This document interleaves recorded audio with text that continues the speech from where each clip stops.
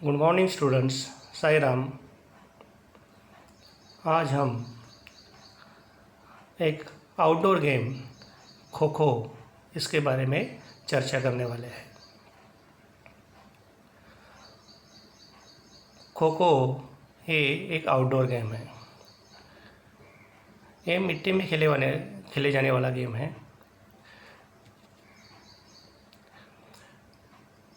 Kho kho is a team game. Kho kho एक team game है। It is an attacking game. It is provides lot of excitement when two equally good teams play against each other. Like Kabaddi, it is not played much at the international level.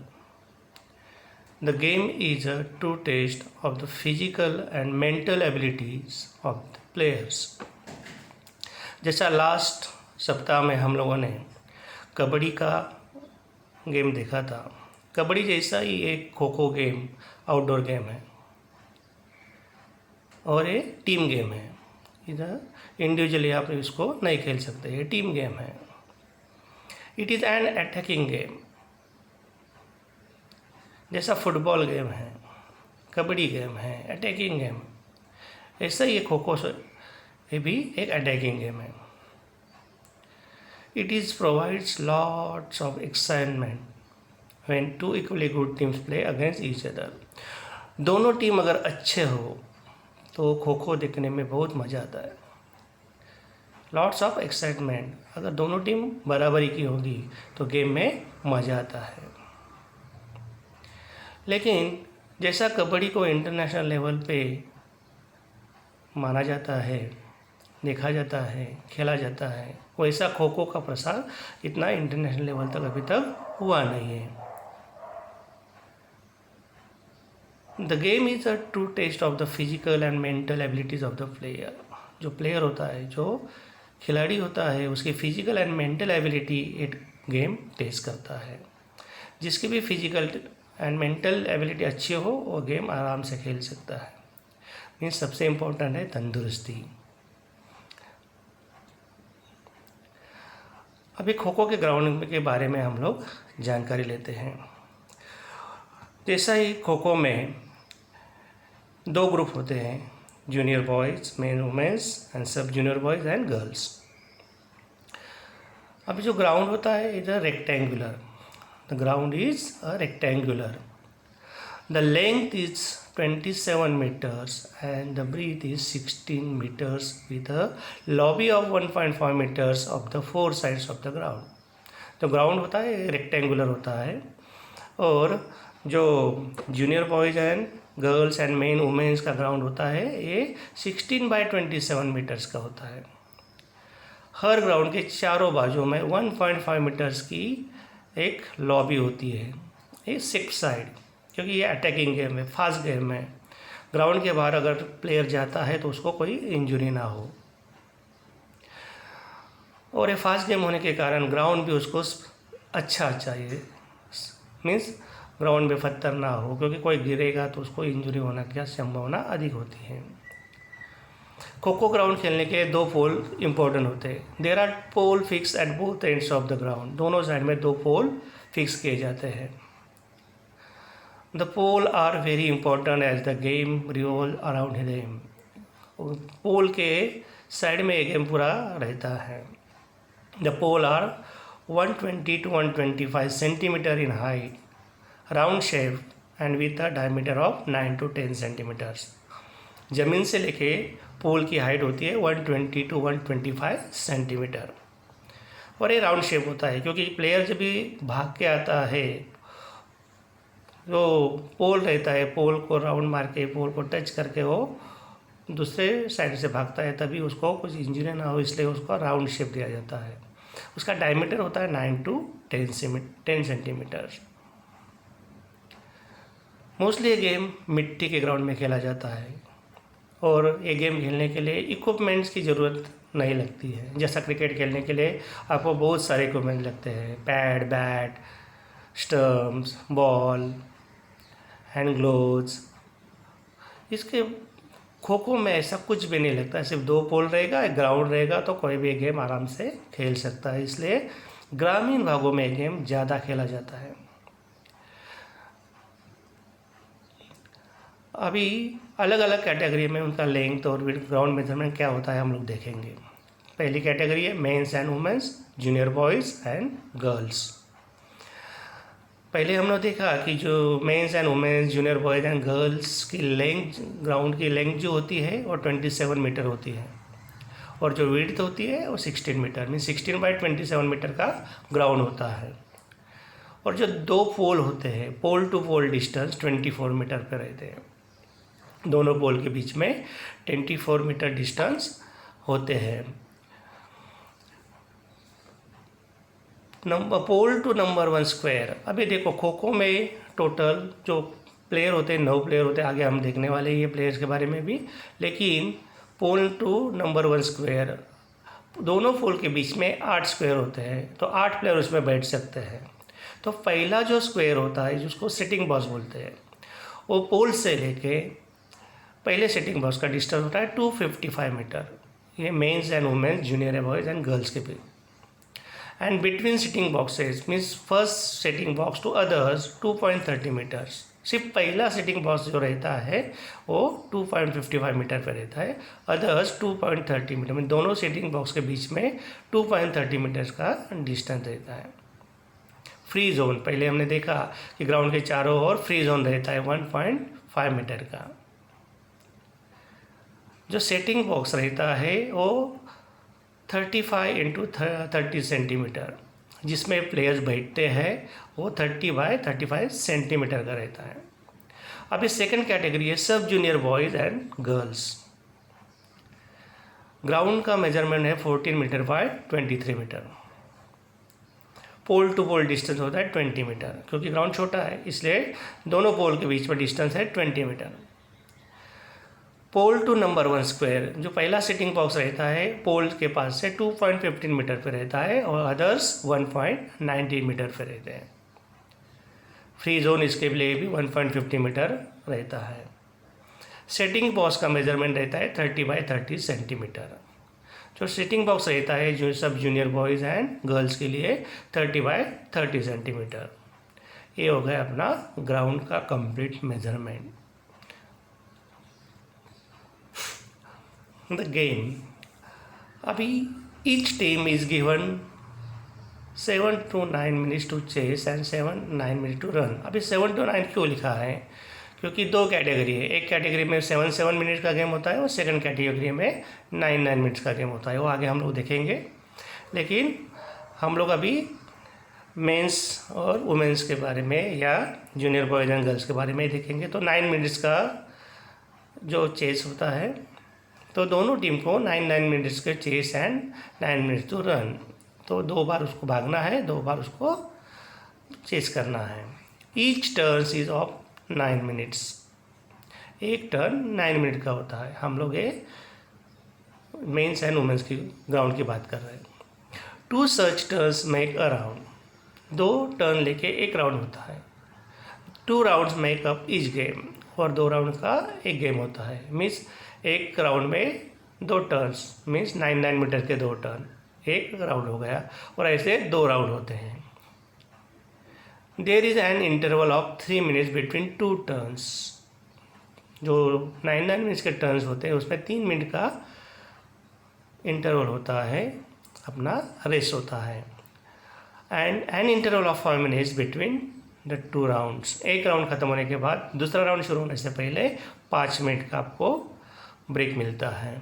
तो ये हो गया अपना timing के बारे में।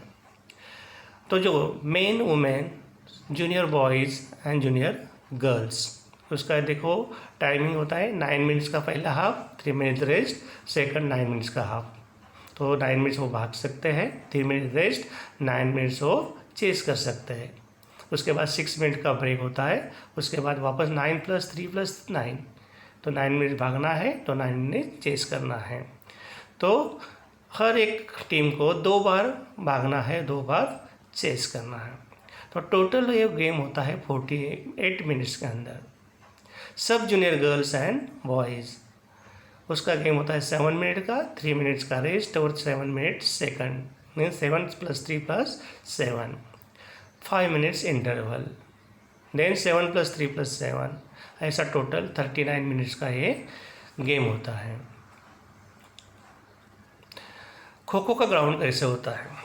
अभी measurement के बारे में हम लोगों ने पूरा जानकारी तो लिया है, लेकिन मेजरमेंट क्या होता है यहाँ पे हम लोग देख सकते हैं। जो रेक्टेंगुलर शेप होता है मेंस एंड वुमेंस के लिए 16/27 मीटर का, और जूनियर बॉयज़ के लिए, sub junior and boys and girls 14/23 metre का होता है।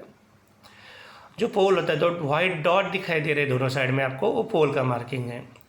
वहाँ से लेकर फर्स्ट जो सेटिंग बॉक्स, जो स्क्वायर दिख रहा है आपको, देखो मिडल में दोनों पोल के बीच में 2 लाइन है और उसमें 8 स्क्वायर है, तो जो स्क्वायर है उसको सेटिंग बॉक्स बोलते हैं। ऐसे 8 स्क्वायर आप दोनों पोल के बीच में देख सकते हैं। वहाँ पे जो टीम अटैक कर रही है उसके 8 प्लेयर बैठते हैं और 9वां प्लेयर जो है वो चेस करने के लिए पोल के पास खड़ा रहता है, और जो रनर होते हैं वो 3-3 के ग्रुप में ग्राउंड के अंदर आते हैं। पोल से लेके एंडिंग लाइन जो होता है उसका जो डिस्टेंस होता है वो फ्री जोन में आता है 1.5 मीटर का। तो ये ग्राउंड के बारे में भी हम लोगों ने देख लिया है। अभी इसका बेसिक स्किल क्या है? सिटिंग और squatting in the square, Bajrang और बुलेट मेथड। आपने हनुमान जी को देखा होगा, बजरंग बैठक उसको बोलते हैं। When a player squats or sits in the square with one leg up and the other leg behind and parallel to the ground, it is called the Bajrang or bullet method.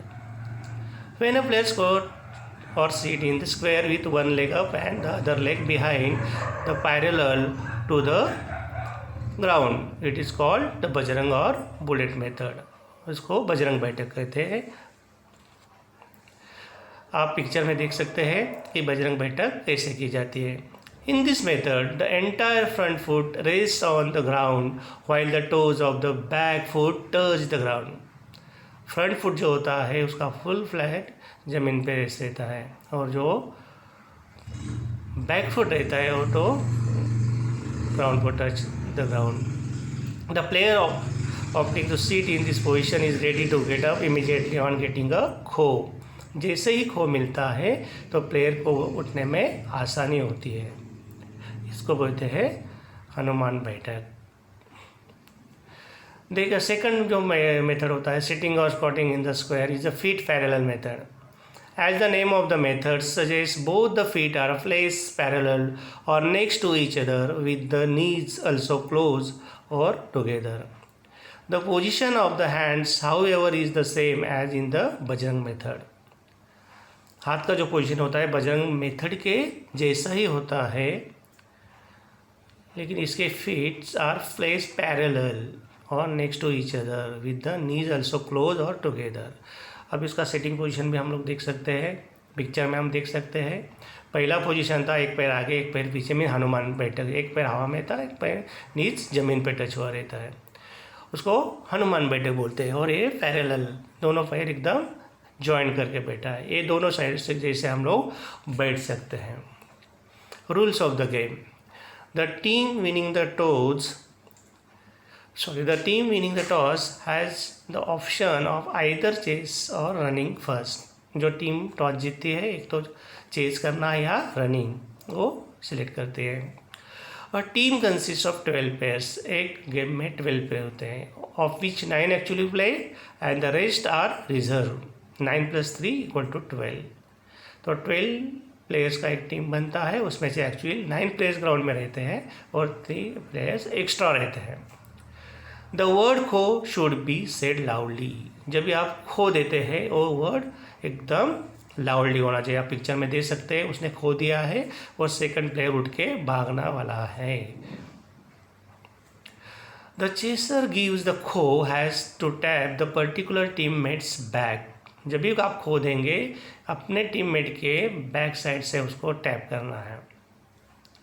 The team which running has to do so in 3 groups of 3 players each. After a batch of 3 players who have taken the field initially is out, the next batch of 3 enter the field. तीन तीन के group में आपको divide करना है। पहले 3 player भागने को आते हैं, रनिंग करने को आते हैं।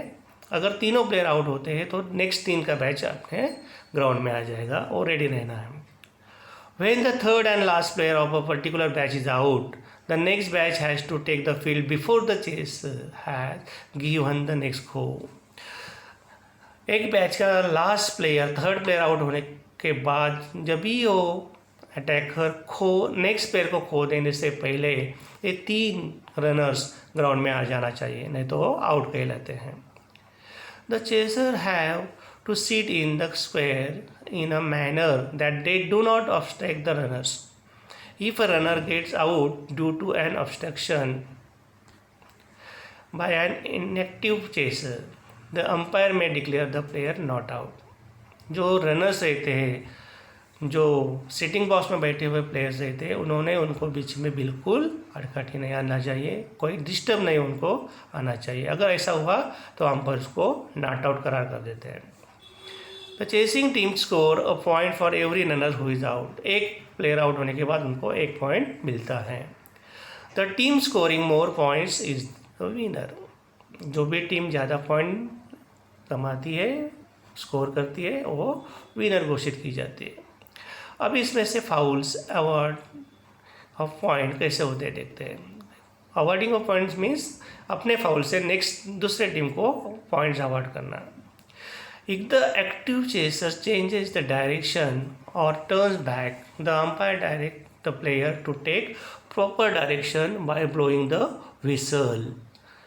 If the active chaser change the direction, जो चेस रहता है, चेस करता है, उसको डायरेक्शन चेंज करने का अधिकार नहीं होता है, उसको एक ही लाइन में भागना पड़ता है। अगर उसने डायरेक्शन चेंज किया तो अंपायर अपना विसल बजा के उसको डायरेक्शन दिखाते हैं और वो बोलते हैं खो देने के लिए। If a player is not during this course, the umpire declare him और नॉट आउट। अगर वो किसी प्लेयर को आउट भी कर देता है तो वो आउट नहीं होता, वो नॉट आउट डिक्लेयर हो जाता है। The moment the third and last player of a particular batch is out, खो must be given by the chasing side. If not, the umpire indicates the active chaser to do so. The moment third and last player of a particular batch, वो batch का third player अगर out होता है तो तुरंत उसको खो देना पड़ता है। अगर नहीं तो अंपायर उसको विसल बजा के उसको एक्टिवेट करते हैं कि खो देने के लिए। If the next batch of 3 players fails to take the field before the call is given, all the 3 players are declared out. अगर वो तीनों प्लेयर जो सेकंड 3 का टीम ग्राउंड में खो देने से पहले नहीं एंटर कर सकती है तो तीनों को अंपायर आउट करार घोषित करते हैं। If the players enter the field in the order other than the one given before start of play, they are given out. Game start होने से पहले जो ऑर्डर आपने दिया है वो ऑर्डर में प्लेयर अंदर आ सकते हैं। अगर उसमें आगे पीछे किया तो अंपायर जो होते हैं उनको क्या करते हैं, आउट करार घोषित करते हैं। तो बच्चों, यहाँ तक हमने खो खो का गेम देखा। नेक्स्ट वीक में हम खो खो के अदर स्किल्स के बारे में चर्चा करेंगे। तब तक आप खो खो का फर्स्ट पार्ट आप देखो, समझो। सेकंड पार्ट में हम लोग उसके स्किल्स क्या क्या होते हैं, अटैक करके, चेसर के, उसके बारे में चर्चा करेंगे। Thank you.